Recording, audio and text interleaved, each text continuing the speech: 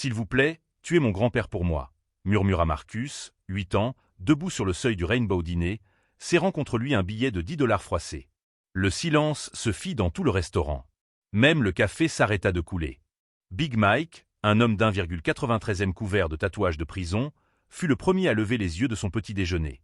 Les résidents du centre de transition se retrouvaient toujours ici tous les mardis matins. 12 anciens détenus tentant de reconstruire leur vie après des décennies derrière les barreaux.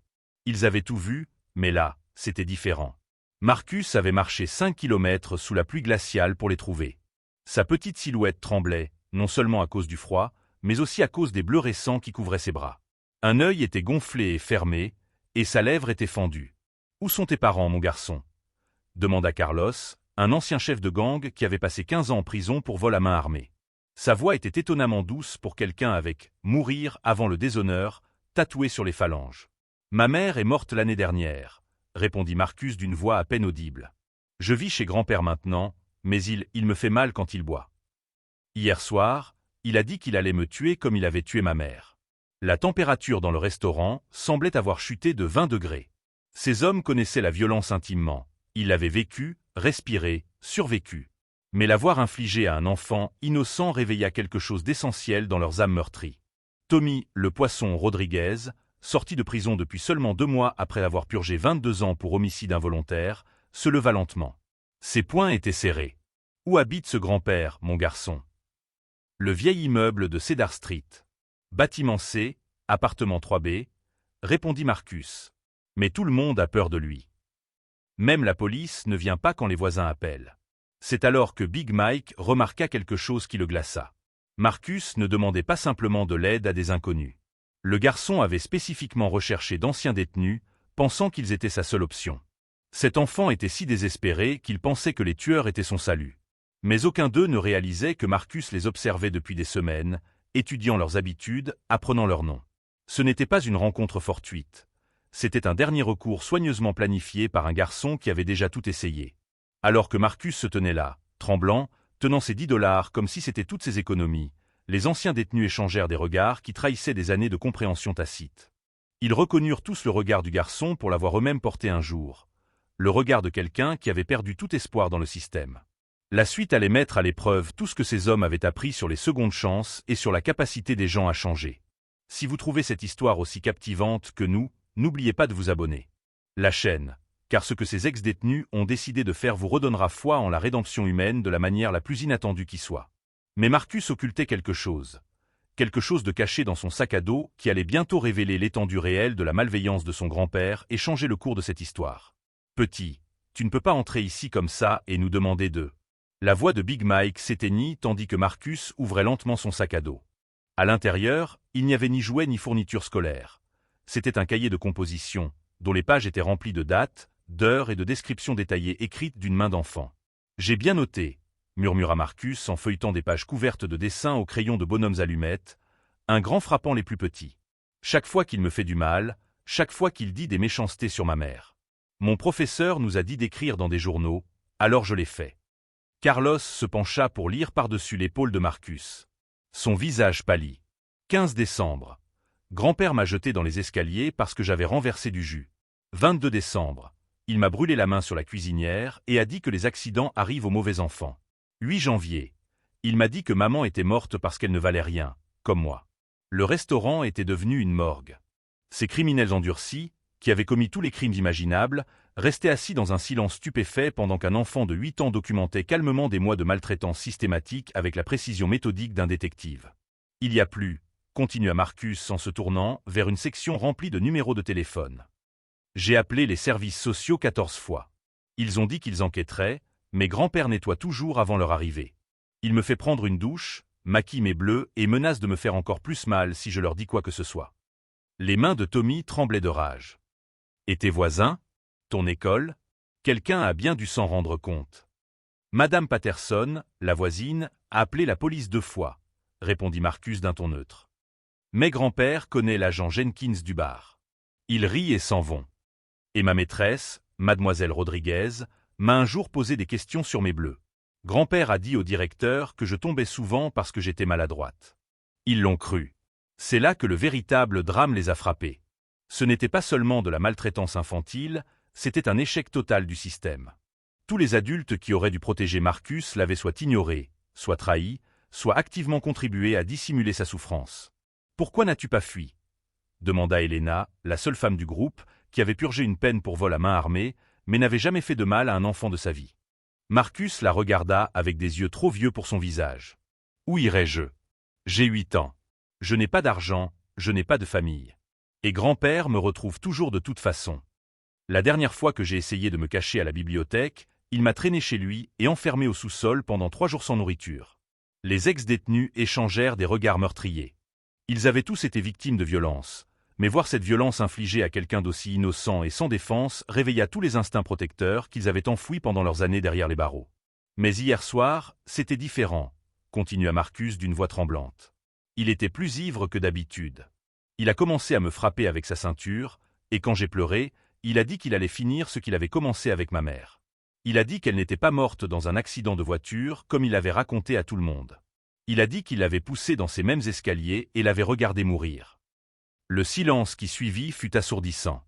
Même la cuisine avait cessé de faire du bruit. « C'est là que j'ai compris », dit Marcus en fermant son carnet. « La police ne m'aidera pas. Les services sociaux ne m'aideront pas.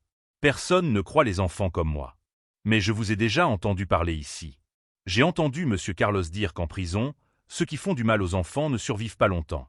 Alors je me suis dit que tu comprendrais peut-être. » Big Mike se leva lentement, son 1,93 mètres projetant une ombre sur toute la cabine. « Petit, ce que tu nous demandes de faire, on ne peut pas. On essaie d'éviter les ennuis, on essaie de se construire une nouvelle vie. » Le visage de Marcus se décomposa, mais il hocha la tête avec la résignation de quelqu'un qui avait été déçu par les adultes toute sa vie. « Je comprends. Merci de votre écoute quand même. » Il commença à ranger son carnet dans son sac à dos, mais Carlos lui attrapa doucement le poignet. « Attends, on n'a pas dit qu'on ne t'aiderait pas. On a juste dit qu'on ne pouvait pas faire ce que tu demandes. » Ce que Carlos veut dire, ajouta Helena, c'est qu'il existe d'autres moyens de gérer des monstres comme ton grand-père. Des moyens qui ne nous renverront pas en prison ou ne feront pas de toi un orphelin. Marcus leva les yeux avec espoir, mais avant que quiconque puisse expliquer, son visage devint soudain blanc de terreur. Par la fenêtre du restaurant, un pick-up rouillé venait de se garer. Derrière le volant, un homme imposant aux cheveux gris et au regard froid scrutait le restaurant tel un prédateur en chasse. « Il m'a trouvé », murmura Marcus d'une voix à peine audible. « Il me trouve toujours. » Le grand-père sortit de son pick-up et se dirigea vers l'entrée du restaurant avec l'assurance d'un homme qui n'avait jamais subi les conséquences de ses actes. Ce qu'il ne réalisait pas, c'est qu'il allait entrer dans une salle remplie de gens qui comprenaient la violence bien mieux que lui et qui venaient d'avoir toutes les raisons d'utiliser cette connaissance contre lui. Alors que la sonnette annonçait son arrivée, 12 anciens criminels se tournèrent lentement vers l'homme qui terrorisait un enfant, et quelque chose se modifia dans l'air que même le grand-père ressentit. Mais dans son arrogance, il interpréta leur regard comme de la peur plutôt que comme une rage à peine contenue. Il ignorait que son petit-fils n'avait pas seulement trouvé de l'aide, mais une armée. « Marcus, viens par ici, mon garçon. » La voix du grand-père résonna dans le restaurant lorsqu'il aperçut son petit-fils recroquevillé dans le box du coin. Ses yeux étaient injectés de sang à cause de l'alcool, et sa silhouette massive emplissait l'embrasure de la porte comme un nuage d'orage. « Tu es parti depuis des heures. Il est temps de rentrer et d'affronter ta punition. » Mais au lieu de la bousculade habituelle de clients effrayés, quelque chose d'inattendu se produisit. Pas une seule personne au Rainbow Dîner ne bougea. 12 ex-détenus tournèrent lentement la tête vers le grand-père avec cette menace synchronisée qui n'est d'année de hiérarchie carcérale. Big Mike se leva le premier, son 1,93 mètres se déployant comme une montagne qui s'anime. « Excusez-moi, monsieur. Le garçon nous parle. » L'assurance du grand-père s'estompa un instant tandis qu'il observait la scène. Des visages endurcis couverts de tatouages de prison, des mains qui avaient visiblement subi la violence, des yeux qui n'exprimaient aucune crainte de l'autorité. Mais son arrogance revint vite. « Je ne sais pas pour qui vous vous prenez, mais voici mon petit-fils. Il m'appartient. » Il commença à marcher vers Marcus, mais Carlos se glissa nonchalamment hors de son box, lui barrant le passage. « Il t'appartient » répéta Carlos d'une voix dangereusement basse. Choix de mots étranges. Voyez-vous, chez nous, les enfants ne sont pas des biens. Ce sont des personnes qui méritent d'être protégées. Le visage du grand-père rougit de rage. Vous n'avez pas le droit de vous mêler de mes affaires familiales. J'appelle la police. Tommy rit, d'un rire dénué de tout humour. Allez-y. Appelez l'agent Jenkins. Je suis sûr qu'il sera très intéressé de voir les preuves que ce garçon a rassemblées. Pour la première fois, l'incertitude se lisait sur le visage du grand-père. Quelle preuve? Elena se leva ensuite et sortit son téléphone. Voyez-vous, pendant que vous terrorisiez un enfant, vous avez oublié l'existence de la technologie. Marcus est plus intelligent que vous ne le pensiez. Elle lui montra l'écran. 16 personnes dans ce restaurant viennent de vous voir menacer et intimider un garçon de 8 ans. C'est filmé maintenant. Et ce n'est pas tout, ajouta Marcus doucement en fouillant à nouveau dans son sac à dos. Cette fois, il en sortit quelque chose qui glaça le sang de son grand-père. Un petit appareil photo numérique, du genre utilisé pour la photographie animalière. Mon vrai père était photographe, expliqua Marcus, la voix plus forte maintenant, entouré de 12 protecteurs. Il l'a caché dans ma chambre avant de mourir.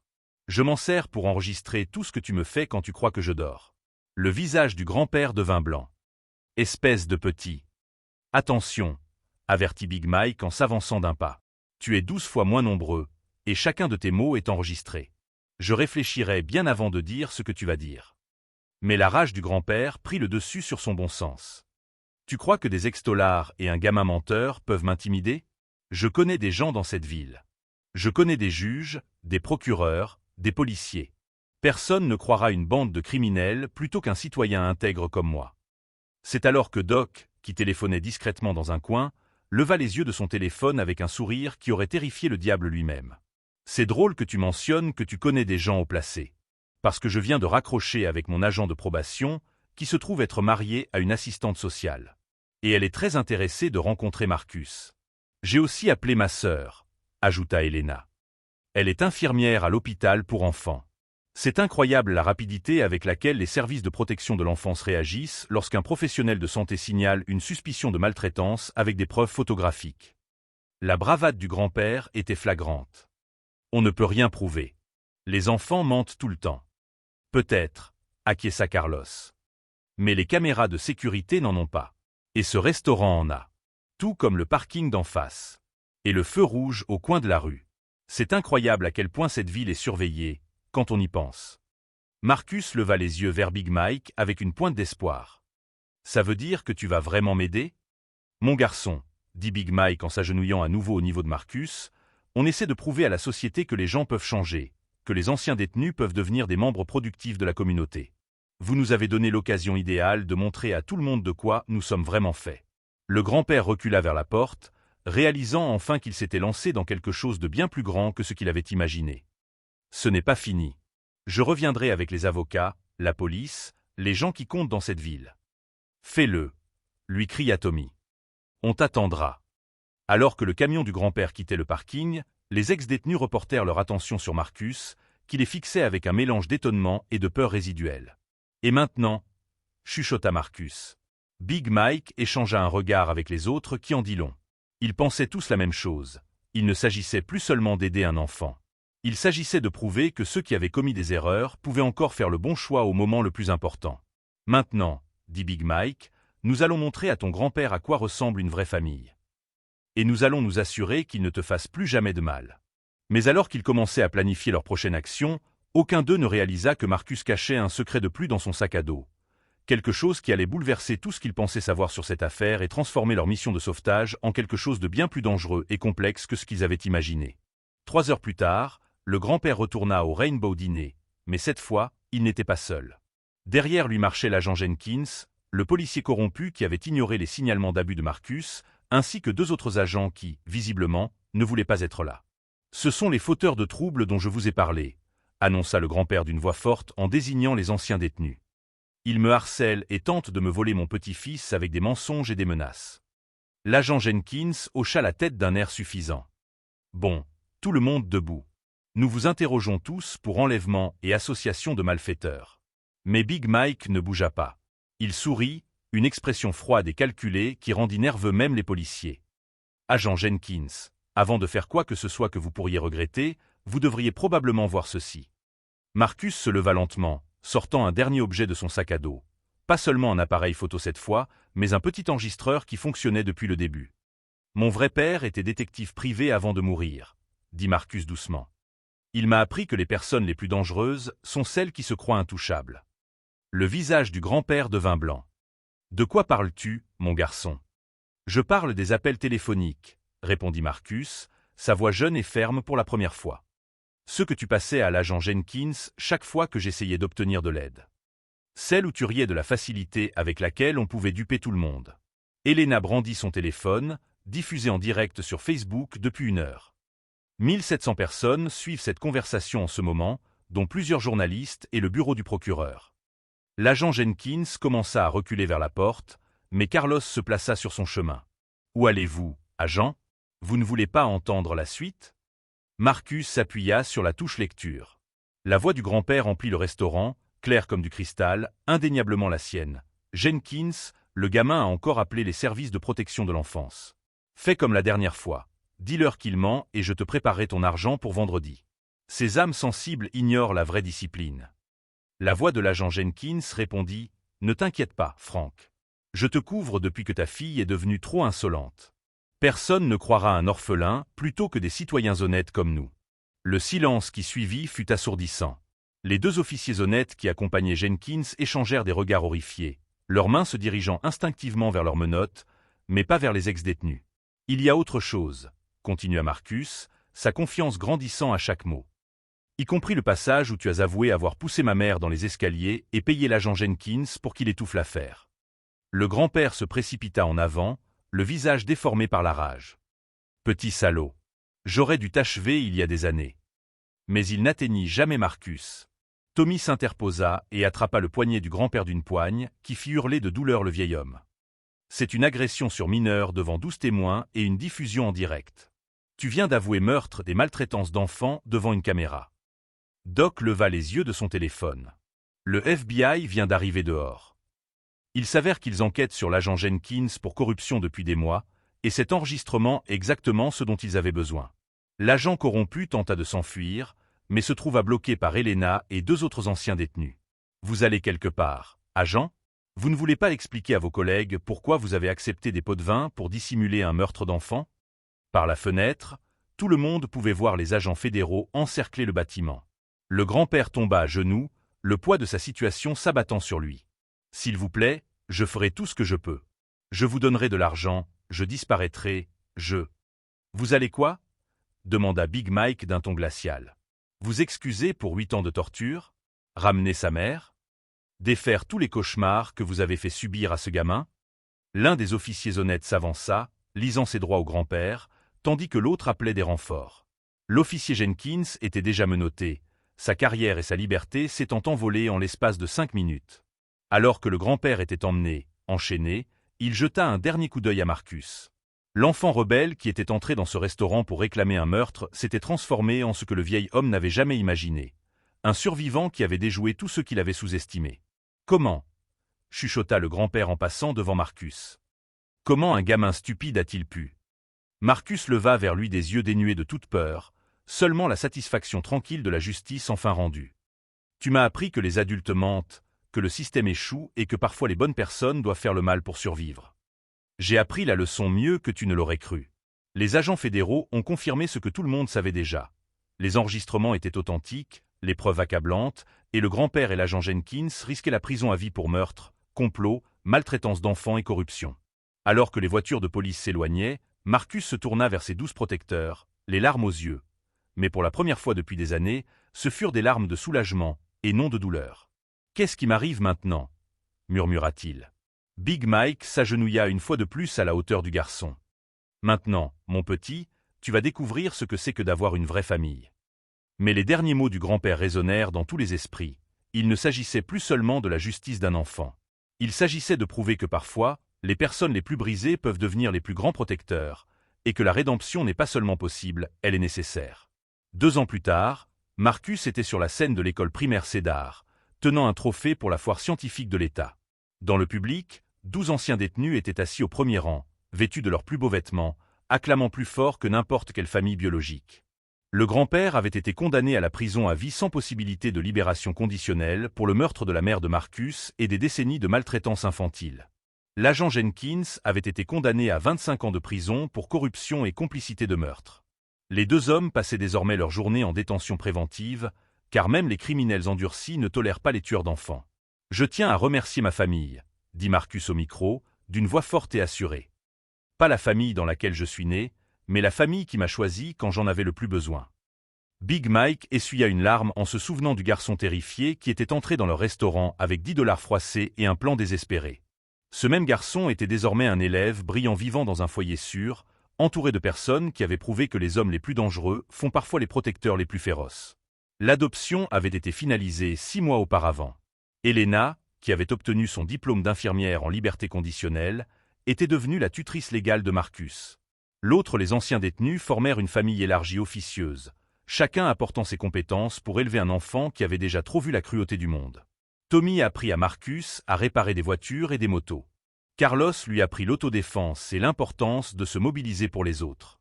Doc, qui avait repris des études de médecine grâce à une bourse, l'aida à faire ses devoirs et montra à Marcus qu'il était possible de changer de vie.